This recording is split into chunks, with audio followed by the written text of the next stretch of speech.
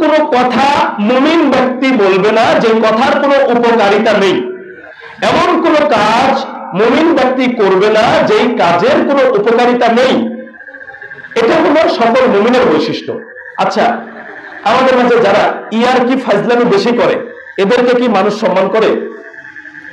যারা বেশি ইয়ারকি ফাজলামি করে, অহেতুক কথাবার্তা বলে, আউল ফাউল কথাবার্তা বলে, ওদেরকে কি মানুষ সম্মান করে? কেন করে না? ফাত্রা। লোকটা কি সমাজের ভাষায়, আমাদের সমাজের ভাষায় লোকটা হলো ফাত্রা, এটাই বলে। তাহলে ওর এই সম্মান কিসে নষ্ট করলো? ওর অহেতুক কথা কাজ, যে কথার গুরুত্ব নেই, মূল্য নেই, এমন কথা কাজ সে বেশি করে বলে, যার কারণে মানুষ তাকে সম্মান করে না। একজন মানুষের সম্মান বৃদ্ধির অন্যতম একটি উপায়, উপকরণ হলো সে সেই কথাগুলো বলবে না, সেই কাজগুলো করবে না যে কথা এবং কাজের কোনো উপকারিতা নেই। এটা একজন মানুষের সম্মান বৃদ্ধির মাধ্যম। আর সফল মুমিনের একটি অন্যতম বৈশিষ্ট্য বটে। সূরা মুমিনুন 3 নম্বর আয়াতে আল্লাহ সুবহানাহু ওয়া তাআলা বলেন, ওয়াল্লাযীনা হুম আনিল লাগবি মুরিদুন। সফল মুমিনরা এমন যারা অসার ক্রিয়াকলাপ বর্জন করে চলে, অর্থাৎ যে কথা এবং কাজের কোনো গুরুত্ব নেই সেই কথা এবং কাজকে সে বর্জন করে চলে, পরিত্যাগ করে চলে। এটা সফল মুমিনের বৈশিষ্ট্য। এরা জান্নাতে যাবে। এখন দেখুন, সুনান তিরমিজি 2317 নম্বর হাদিসে রাসূলুল্লাহ সাল্লাল্লাহু আলাইহি ওয়াসাল্লাম বলেন, মিন হুসনি ইসলামিল মারই তারকুহু মা লা ইয়ানি।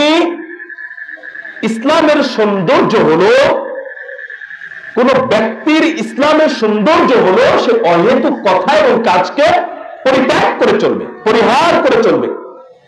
যে কথা এবং কাজের উপকারিতা নেই সেই কথা এবং কাজকে সে প্রত্যাখ্যান করে চলবে। এটা হলো ইসলামের কোন ব্যক্তির সৌন্দর্য বৃদ্ধির একটি মাধ্যম। তাহলে ইসলাম আমাদেরকে গুরুত্বপূর্ণ কথা বলা, গুরুত্বপূর্ণ কাজ করা, উপকারী কথা বলা, উপকারী কাজ করা শেখায়। আর যারা জান্নাতে যেতে চায় তাদের জন্য এটা খুবই গুরুত্বপূর্ণ বিষয়। কেননা আমরা যে জান্নাতে যেতে চাই সেই জান্নাতে কোনো অহেতুক কাজ নেই, অহেতুক কথা নেই, সেখানে কোনো অনুপকারী কোনো কিছু নাই। তাহলে সেই জান্নাতে যেতে চাচ্ছি, সেই বৈশিষ্ট্য অর্জন করতে হবে না? আল্লাহ সুবহানাহু ওয়া তাআলা সূরা নাবার 35 নম্বর আয়াতে বলেছেন, লা ইয়াসমাউনা ফিহা লাগওয়া ওয়ালা কিযাবা। আর জান্নাতের একটি বৈশিষ্ট্য হলো সেখানে তারা শুনবে না কোনো অসার, অনর্থক, অর্থহীন কথা এবং মিথ্যা কথা। জান্নাতে কোনো মিথ্যা কথা নেই। জান্নাতে এমন কোনো কথা নেই যে কথার কোনো গুরুত্ব নেই, উপকারিতা নেই, এমন কোনো কথা জান্নাতে নেই। তাহলে সেই জান্নাতে আমরা যেতে চাচ্ছি, আমাদের কি কর্তব্য নয় যে আমরা সেই বৈশিষ্ট্য অর্জন করব? আমরা অহেতুক কাজ, অহেতুক কর্ম পরিহার করব, যে কাজ এবং কথার উপকারিতা নেই। আজকে আমাদের কাছে তো এগুলো অনেক বেশি। আজকে গান বাজনা, সিনেমা, নাটক, এরপরে গীবত, তহমত, সবকিছু আমাদের মুখে এমন ভাবে প্রচলিত হয়ে গেছে যা ভাষায় প্রকাশ করার মতো নয়। চাইস্টলে গেলে আমরা সেখানে নরেন্দ্র মোদীকেও পাই, চাইস্টলে গেলে আমরা ডোনাল্ড ট্রাম্পকেও পাই, চাইস্টলে গেলে আমরা মোহাম্মদ বিন সালমানকেও পাই। যত বিশ্বের রাষ্ট্রপ্রধান আছে সব চাইস্টলের এই টেবিল চেয়ারে বসে থেকে শুরু করে দিয়েছে। দুনিয়ার রাজনীতি যেন সব মুখস্থ আমাদের, অথচ এর কোনো উপকারিতা আছে? ও সারাদিন ওখানে আলোচনা করলে ওর এই আলোচনা দিয়ে কি দেশের কোনো উপকার হবে? ওর পরিবারের কোনো উপকার হবে? ওর ব্যক্তির কোনো উপকার হবে? কিছুই না, অযথা সময় নষ্ট করছে। মানুষ নামাজও পড়ছে।